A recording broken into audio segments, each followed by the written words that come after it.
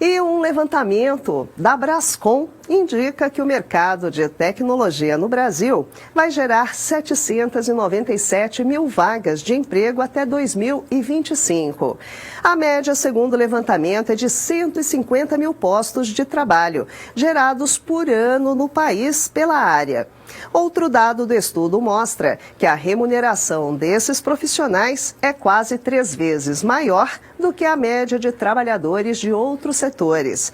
E para falar um pouquinho mais sobre esse assunto, vamos receber agora ao vivo o empresário e especialista em tecnologia, Júnior Bornelli. Vamos lá conversar com o Júnior? Deixa eu colocá-lo aqui na nossa tela. Vamos lá.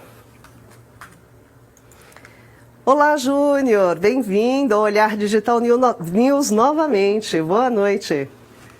Boa noite, Marisa. Boa noite a todos que estamos assistindo. Prazer falar aqui com vocês. Júnior, vamos falar um pouquinho aí sobre esse estudo e esses números, né? A primeira pergunta, se esses números surpreendem você e mais, se essa tendência de crescimento permanece para os próximos anos. Bom, acho que a gente viu nos últimos, nos 3, 4 nos últimos anos, o mercado de tecnologia aqui no Brasil aquecer muito. A gente viu aquela onda, né, de falta de programadores, né, os salários subindo cada vez mais, a busca das empresas estrangeiras pelos profissionais brasileiros, né, tudo isso fez com que a gente tivesse um boom de novos programadores entrando nesse mercado, mas que ainda não é suficiente para suprir toda a demanda que a gente vai ver. Então, esse número ele não surpreende. A gente viu isso acontecer há 3, 4 anos, como eu disse, apesar de a gente ter visto também uma desaceleração no termo das questões de remuneração, principalmente depois dos layoffs que aconteceram, né, nas empresas de tecnologia. Então, o número não surpreende, mas tem bastante coisa nesse meio aí que a gente precisa analisar para entender de fato o que vem pela frente. Agora, Júnior, a maior parte, uma boa parte, aliás, das pessoas que acompanham o Olhar Digital trabalham com tecnologia, né? E às vezes até se questionam. Esse cenário da empregabilidade continua como nós falávamos lá atrás, de que faltava mão de obra qualificada e que haviam muitas vagas ou não? Ou esse cenário já mudou? Ainda falta, você tem razão, continua essa necessidade de profissionais de tecnologia, mas o perfil está mudando um pouquinho. A gente viu desde novembro do ano passado para cá, com o surgimento do ChatGPT, a ascensão da inteligência artificial.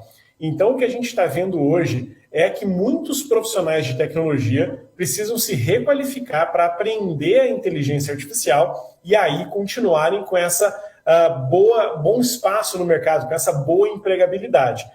De novo, cada vez mais o mundo se digitaliza, cada vez mais a gente vive num mundo ultra conectado, isso demanda profissionais de tecnologia, mas os profissionais agora têm que passar por esse processo de requalificação para aprender sobre inteligência artificial, dado que as demandas, o que as empresas esperam vai ser diferente do que foi há um ano atrás, por exemplo.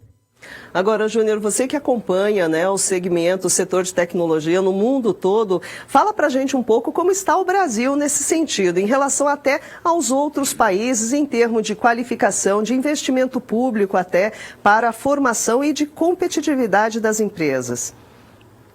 Esse é um tema muito relevante. Marisa, a gente evoluiu bastante, né, nos últimos anos, a gente está cada vez mais das escolas de negócios ou dos cursos técnicos, formando novos profissionais de tecnologia. Isso a gente está trabalhando cada vez mais na base, isso, mas ainda a gente está bastante atrás do que outros países fazem. Quando a gente olha, por exemplo, para os chineses, as crianças na escola aprendiam a programação há 10 anos. Agora essas crianças já estão aprendendo sobre inteligência artificial, que eu acabei de falar. A gente ainda não tem uma cultura de que tecnologia deveria ser, tá na nossa base, tá na nossa formação, assim como é matemática, assim como é português, geografia, deveria a gente ter isso na base para que a gente pudesse construir mão de obra qualificada que entenda de tecnologia, dado que tudo que a gente faz hoje, ou tudo que a gente vai fazer, tem conexão com tecnologia.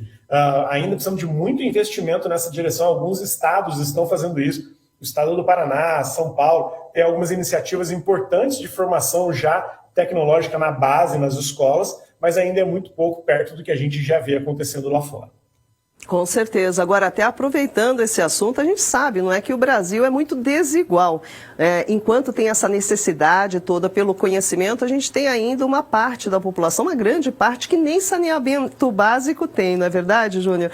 Agora, você acha que é possível, porque inclusive a tecnologia ela oferece oportunidades, não é? Você acha que é possível, que dá para caminhar junto entre uma boa formação e também melhora de vida dessas pessoas que nem estrutura têm? Você acha que dá para fazer um caminho conjunto para a melhora desses dois segmentos, empregabilidade, conhecimento e qualidade de vida?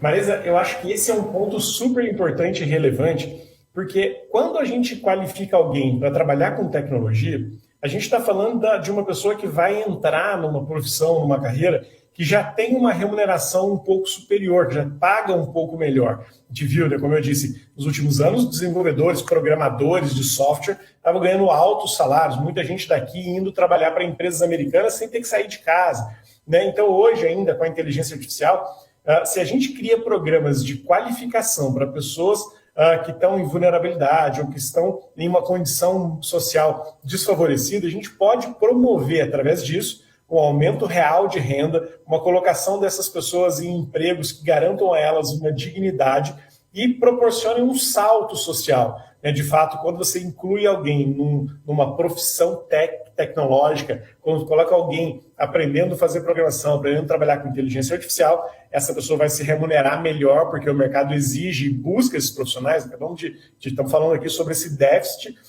e isso consegue promover, de fato, uma ascensão social. Dá para fazer essas duas coisas juntos. É difícil, porque em muitos lugares a gente não tem nem acesso à internet, as coisas ainda estão um pouco mais difíceis, mas é uma bela ferramenta de mudança social a formação de pessoas em tecnologia.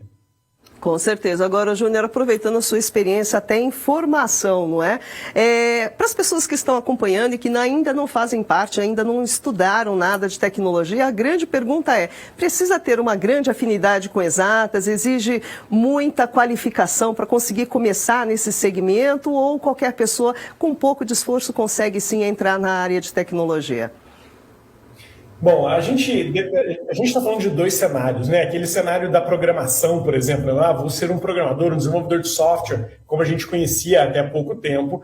Aí sim a gente precisa de um pouco mais de base, de conhecimento de raciocínio lógico, conhecimento matemático. Agora, quando a gente olha para a inteligência artificial e principalmente para os modelos de linguagem natural, a gente interage com as máquinas, com os algoritmos, conversando como a gente está aqui, escrevendo em linguagem natural. Isso facilita muito a entrada de quem não tinha nenhum contato com a tecnologia nesse novo mundo. É óbvio que vai passar por um processo de adaptação, de aprendizado, mas esses ciclos com os algoritmos de AI, isso é muito mais rápido, isso é muito mais acelerado. Pessoas que estão em fases iniciais conseguem ter um avanço muito mais rápido do que se podia fazer antes. E, de novo, como a linguagem natural, não é preciso saber o conhecimento, a linguagem técnica. Lembra que fazer programar, era como aprender um novo idioma. A gente escrevia algumas coisas, mas através de códigos, que agora não necessariamente a gente precisa fazer isso, porque você pode pedir para que o algoritmo faça por você. Então ficou mais fácil a entrada de pessoas neste mundo, apesar, obviamente, da curva de aprendizado ainda ter que acontecer a partir do momento 1 até o ponto em que essa pessoa se transforma, de fato, num profissional apto para trabalhar em algumas empresas.